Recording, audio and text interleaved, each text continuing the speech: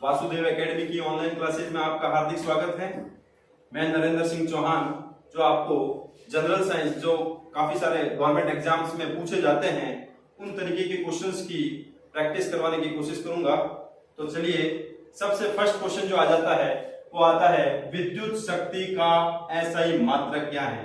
देखिएगा, चार ऑप्शन हैं, वॉट, एम्पियर, वोल्ट और सोम।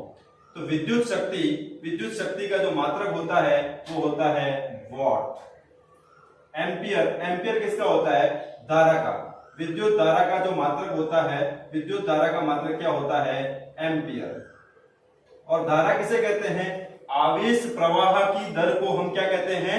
धारा कहते हैं। धारा किसे कहते हैं? आवेश प्रवाह की दर को हम क्या कहते हैं? धारा कहते हैं। और आवेश प्रवाह की दर धारा को I से डिनोट किया जाता है। I इज इक्वल टू होता है Q अपॉन T, और Q मेरे पास में क्या होता है? कूलाम। Q का मात्रक, Q आवेश होता है, आवेश जैसे इलेक्ट्रॉन, प्रोटॉन, इस तरीके से। तो Q का मात्रक हो जाता है, वो हो जाता है कूलाम। और T यानी समय है, और समय का मात्रक क्या होता है? सेकंड। तो कूलाम अपॉन सेकंड, इसी को कहा जाता है एम्पियर। इसी को क्या कहा जाता है? एम्पियर। ठीक है, आगे बात करते हैं वोल्ट। वोल्ट क्या होता है? वोल्ट होता है विद्युत विभव का मात्रक। किसका होता है? विद्युत विभव का मात्रक क्या होता है? वोल्ट। ठीक है, बात करते हैं विद्युत विभव क्या होता है। तो एकांक परीक्षण आवेश को अनंत से विद्युत क्षेत्र में लाने में किया गया कार्य क्या कहलाता है? विद्युत विभव। और उसी की जो मात्रक होता है वो वोल्ट होता है। तो विद्युत शक्ति का ऐसा ही मात्रक क्या हो गया? वोल्ट हो गया। ठीक है,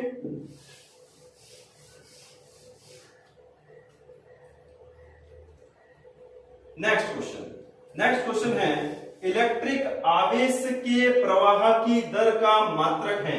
ध्यान दीजिएगा, क्वेश्चन क्या पूछ रहा है? आवेश। ऐसा नहीं सोचना है कि आवेश का मात्रक पूछ रहा है, आवेश का मात्रक नहीं पूछ रहा है। ध्यान रखिएगा, इलेक्ट्रिक आवेश के प्रवाह की दर। अभी मैंने आपको लास्ट क्वेश्चन में बताया था, आवेश प्रवाह की दर क्या कहलाता है? विद्युत धारा। और विद्युत धारा का मात्रक क्या होता है? एम्पियर। तो यहाँ पे इलेक्ट्रिक आवेश के प्रवाह की दर क्या होगी? एम्पियर। ठीक है, अब बात करते हैं ओम, वोल्ट, मोह, ये किस किस के मात्रक होते हैं। तो हम बात करेंगे ओम। ओम होता है प्रतिरोध का मात्रक। ओम किसका होता है?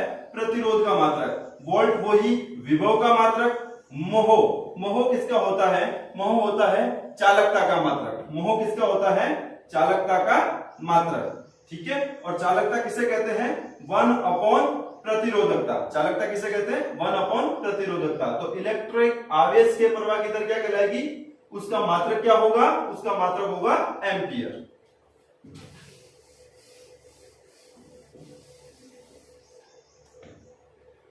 विद्युत आवेश का एसआई मात्रक है।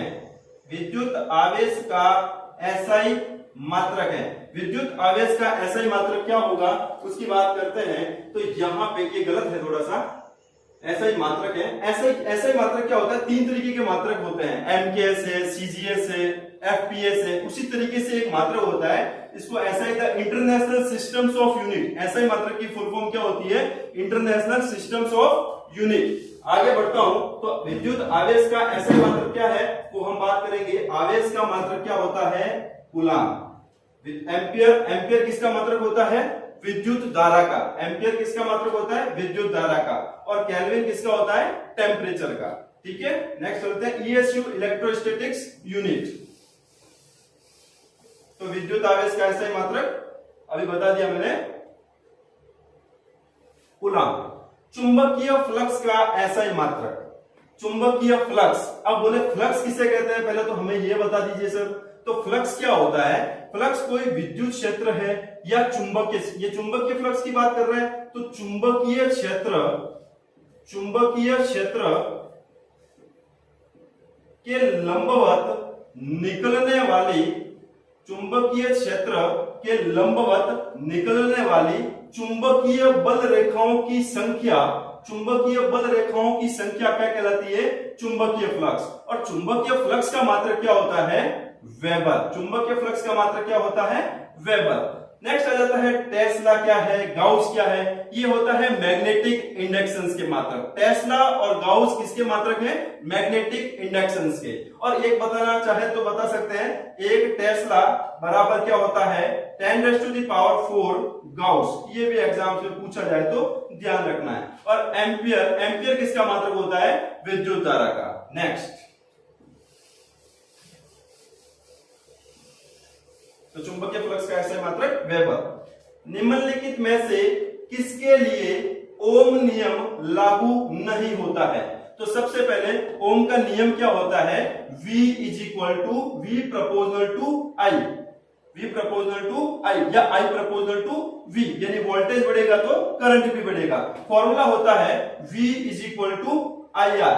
बट यहां पे एक कंडीशन होती है कि आपका टेम्परेचर क्या होना चाहिए, जो तापमान होना चाहिए वो नियत होना चाहिए।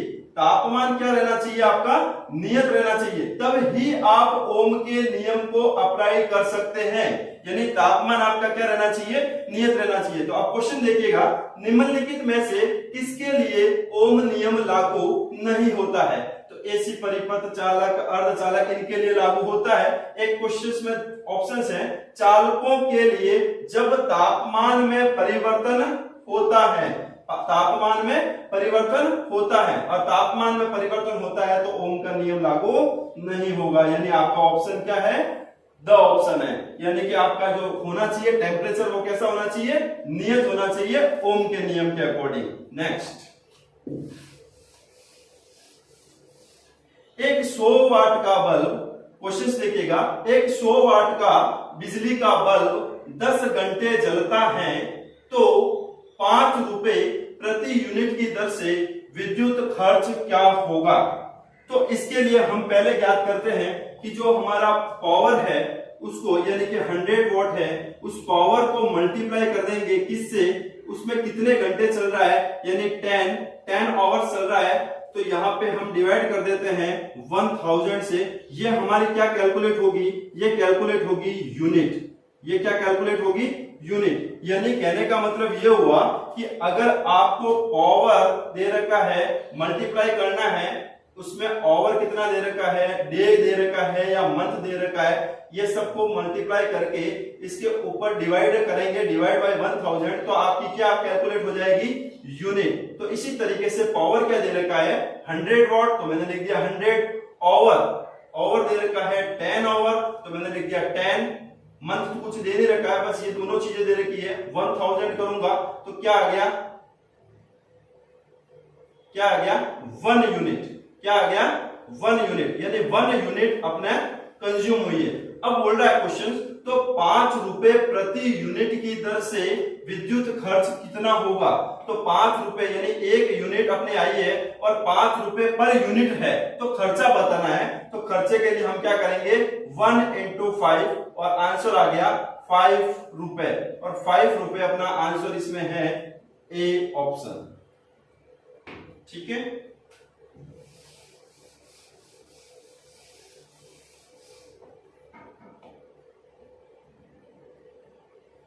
नेक्स्ट क्वेश्चन है, यदि 100 वाट का एक बल्ब प्रतिदिन 5 घंटे जलाया जाए तो 30 दिन में 50 पैसे प्रति यूनिट की दर से कितना खर्च लगेगा? यानी सबसे पहले हम वापस वही क्वेश्चन से उसी टाइप में, थोड़ा सा चेंज है, तो इसमें अपन क्या करेंगे? इसमें ये करेंगे, सबसे पहले हम यूनिट कैलकुलेट करेंगे। और यूनिट किस तरीके से कैलकुलेट करेंगे देखिएगा। अभी मैंने बताया पावर मल्टीप्लाई बाय कितना समय चला है, और डे है तो डे, मंथ हो तो मंथ, मल्टीप्लाई करते चलेंगे और डिवाइड बाय 1000 करेंगे, तो ये अपना क्या कैलकुलेट हो जाएगा? यूनिट। ये क्या कैलकुलेट हो जाएगा? यूनिट। तो अब यूनिट को फिर अपन मल्टीप्लाई करेंगे खर्चे से, कितना यूनिट का कितना रुपया है उससे मल्टीप्लाई करेंगे, तो अपने पास में टोटल कितना कंज्यूम हुआ है, कितने पैसे लगेंगे, कितना खर्च होगा, वो हम कैलकुलेट करेंगे। तो पावर दे रखा है 100 वॉट, तो ये देखिएगा 100 वॉट टाइम जो अपना दे रखा है 5 घंटे चलता है, तो 5 मल्टीप्लाई बाय डे कितना दे रखा है? डे है 30 डेज, 30 दिन, तो 30 दिन को मल्टीप्लाई कर दिया, डिवाइड बाय 1000 करेंगे, ये लो 1000 कर दिया, कितना आ गया?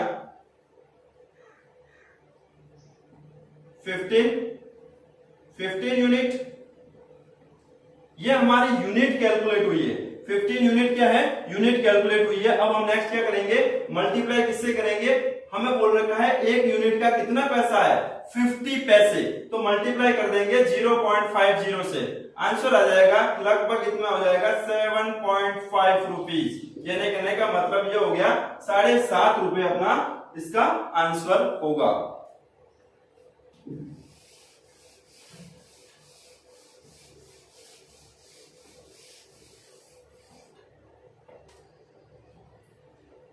विद्युत चालकता की यूनिट क्या है।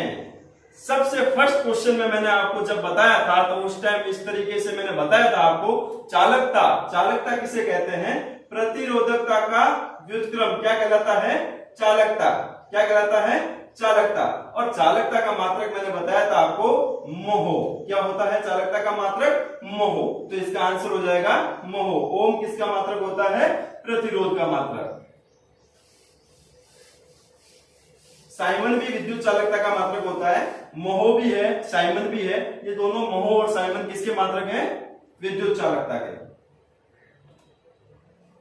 माइक्रोवेव ओवन में जिस माइक्रोवेव ट्यूब का उपयोग होता है वह क्या है, वो मैग्नेट्रॉन ट्यूब होती है। वो कौन सी ट्यूब होती है, मैग्नेट्रॉन ट्यूब। और मैग्नेट्रॉन ट्यूब ये मेरे पास में इसका ऑप्शन होगा, माइक्रोवेव ओवन में किसका हेल्प होता है, मैग्नेट्रॉन ट्यूब का उपयोग किया जाता है। ओके,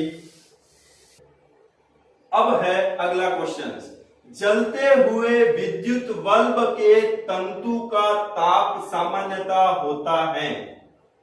जो विद्युत बल्ब होता है वो उसका जो तंतु होता है वो तंतु होता है टंगस्टन का बना, किसका होता है, टंगस्टन का। और बल्ब में कौन सी गैस भरी जाती है, ऑर्गन, और कुछ मात्रा में नाइट्रोजन गैस भी भरी जाती है। बट मेजर अगर आया है, ऑप्शन में आया तो ऑर्गन गैस भरी जाती है, किसमें, विद्युत बल्ब में। और उसका टंगस्टन का जो मेरे पास में टेम्परेचर पूछ रहा है, ये तापमान पूछ रहा है, तो टंगस्टन का तापमान होता है 2000 डिग्री सेंटीग्रेड से 2500 डिग्री सेंटीग्रेड। इसी वजह से ये नहीं पिघल पाता है। जूल का नियम क्या होता है, जूल का नियम होता है H = I² RT। ये भी एक जूल का नियम है जिसमें हीट बेस पे ये नियम है। I यहाँ पे करंट है, R प्रतिरोध है और T मेरे पास में समय है। नेक्स्ट, परम शून्य तापमान पर अर्धचालकों में विद्युत प्रतिरोध हो जाता है। तो सबसे पहले हम बात करेंगे अर्धचालक किसे कहते हैं। अर्धचालक किसे कहते हैं, अर्धचालक मटेरियल वो होते हैं कि जो 0 केल्विन ताप पर, 0 केल्विन ताप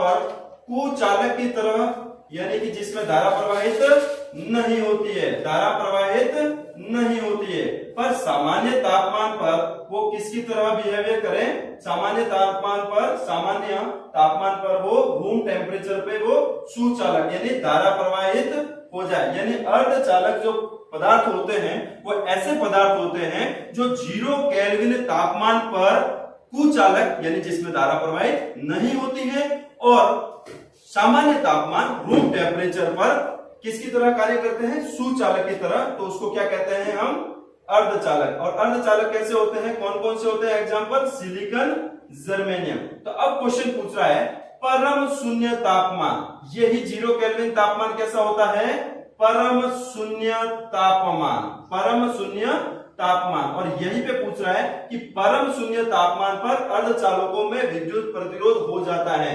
तो 0 केल्विन टेम्परेचर पे कुचालक होता है और कुचालक का मतलब धारा प्रवाहित नहीं होती है। और धारा प्रवाहित नहीं होती है इसका मतलब प्रतिरोध बहुत ज्यादा उच्च है। और बहुत ज्यादा उच्च है तो अपन को प्रतिरोध ही पूछ रहा है कि प्रतिरोध कैसा होगा, प्रतिरोध इसमें शून्य नहीं हो सकता, कैसा होगा, अनंत होगा। तभी तो 0 केल्विन तापमान पर कुचालक की तरह कार्य करेगा, क्योंकि जब प्रतिरोध अधिक होगा, अनंत होगा, तो उसमें धारा प्रवाहित नहीं होगी। नेक्स्ट क्वेश्चन की ओर बढ़ते हैं। अर्धचालक की चालकता 0 केल्विन 0 डिग्री केल्विन ताप पर होती है।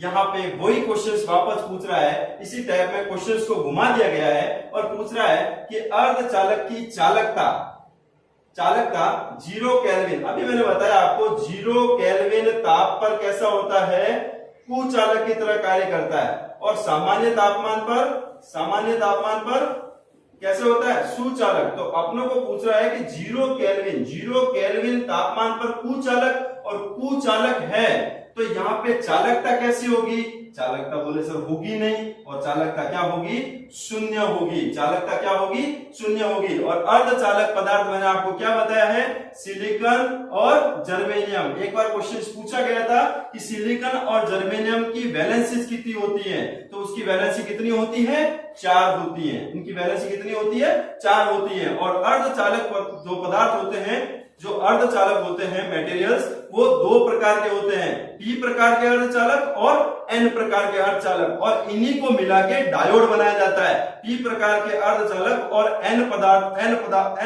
के अर्धचालक को बैक टू बैक कनेक्ट करके मैं क्या बनाता हूं, डायोड। और इसी तरीके से इन्हीं ही अर्धचालकों से ट्रांजिस्टर भी बनाया जाता है, एलईडी भी इन्हीं से बनाई जाती है, यानी लाइट एमिटिंग डायोड। ये सारे जो जितनी एलईडी है, ट्रांजिस्टर है, डायोड है, ये सब किसकी वजह से बनाए, किसकी हेल्प से बनाए जाते हैं, अर्धचालक पदार्थ की वजह से। नेक्स्ट,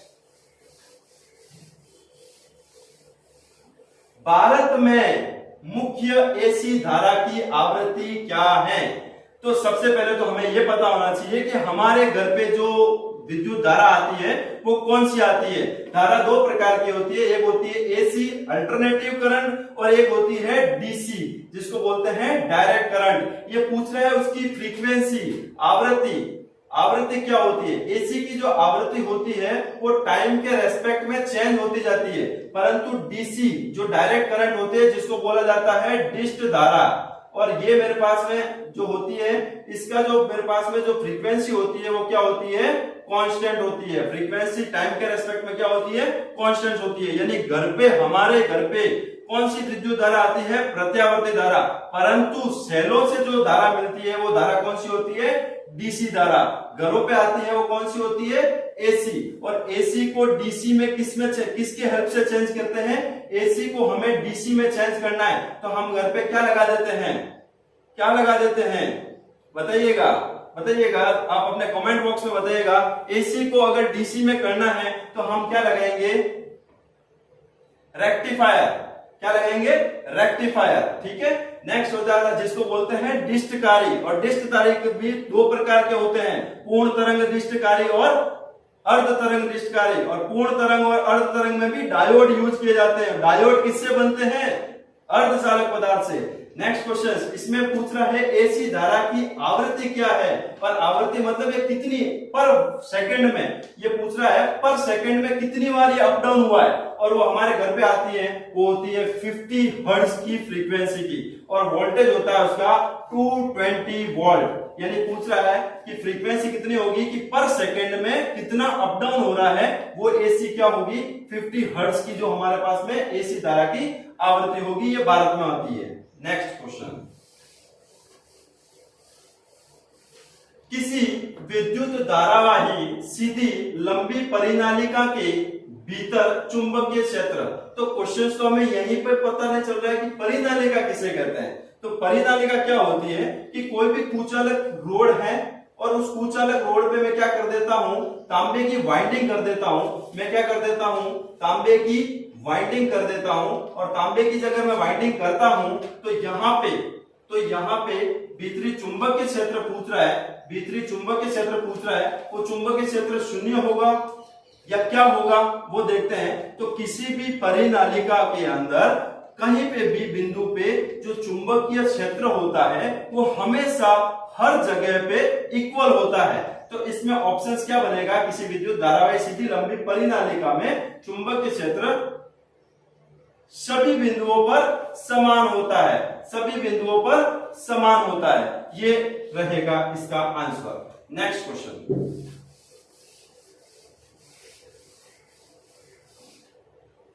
एक फ्यूज तार में मुख्य रूप से क्या होना चाहिए।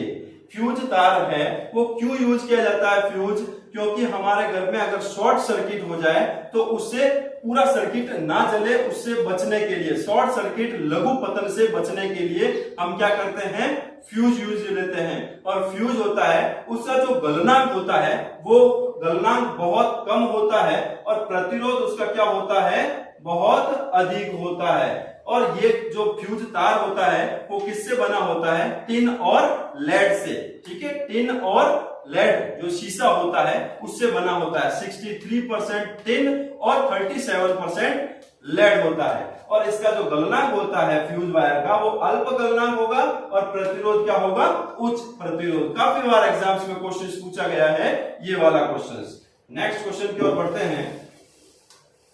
लो भाई, आ गया वही क्वेश्चन। फ्यूज तार बना होता है, फ्यूज तार अभी मैंने बताया कि किससे बना होता है, टिन और शीशे से। और टिन और शीशा हमारे पास में ये रहा, ये टिन एवं शीशे की मिश्रित धातु से, एलॉय से। टिन और शीशे जो मेरे पास में शीशा है उसी एसएन और पीबी से। और एसएन कितना होता है इसके अंदर, 63%। और ये कितना होता है, शीशा कितना होता है, 37%। ये क्वेश्चंस भी काफी बार एग्जाम्स में आया हुआ क्वेश्चन है। ठीक है, नेक्स्ट क्वेश्चन की ओर बढ़ते हैं। एक चालक का प्रतिरोध निर्भर करता है, एक चालक जो होता है, सुचालक जिसके अंदर धारा प्रवाहित होती है, उसका प्रतिरोध किन बातों पर निर्भर करता है, वो बातें होती है। आर होता है जो प्रतिरोध होता है वो लंबाई के व्युत्क्रमानुपाती होता है। प्रतिरोध किसके समानुपाती होता है, आर किसके प्रोपोर्शनल होता है, लंबाई के, यानी आर डायरेक्टली प्रोपोर्शनल टू है एल के, जितनी लंबाई है उसके एल के प्रोपोर्शनल होगा। और मेरे पास में एक होगा अनुप्रस्थ काट के क्षेत्रफल के क्या होगा, व्युत्क्रमानुपाती होगा। यानी प्रतिरोध होता है वो किस पे बातों पर निर्भर करता है, आर किसके समानुपाती होता है, एल के, और आर किसके व्युत्क्रमानुपाती होता है, तार होता है। ये जैसे इस तरीके का तार है, उस तार के अंदर जो ये वाला जो पार्ट है, ये वाला जो पार्ट है ये कहलाता है अनुप्रस्थ काट का क्षेत्रफल, और उसके क्या होता है, व्युत्क्रमानुपाती होता है। और टेम्परेचर पे भी क्या करता है, डिपेंड करता है। एक तार, एक चालक तार किन बातों पे निर्भर करता है, तो बोले लंबाई पे निर्भर करता है, अनुप्रस्थ काट के क्षेत्रफल पे भी निर्भर करता है, तापमान पे भी निर्भर करता है। तो लास्ट ऑप्शन बन जाता है दिए गए सभी विकल्प पर, ऑप्शन डी ऑप्शन इसका राइट आंसर है। एक चालक का प्रतिरोध लंबाई पे, अनुप्रस्थ काट के क्षेत्रफल के व्युत्क्रमानुपाती, और तीसरा टेम्परेचर, तीनों बातों पे निर्भर करता है। नेक्स्ट पे और बढ़ते हैं। क्वेश्चन पूछ रहा है किसी वस्तु के एक समरूप चालक का प्रतिरोध उसकी लंबाई एल के तथा उसके अनुप्रस्थ काट के क्षेत्रफल के होता है। अभी नेक्स्ट लास्ट क्वेश्चन में यही बताया था कि जो प्रतिरोध होता है, चालक का प्रतिरोध, वो किन बातों पे निर्भर करता है, लंबाई के तो समानुपाती, या इसको बोलते हैं अनुक्रमानुपाती, अनुक्रमानुपाती, और दूसरा क्या होता है, उसके अनुप्रस्थ काट के क्षेत्रफल के व्युत्क्रमानुपाती।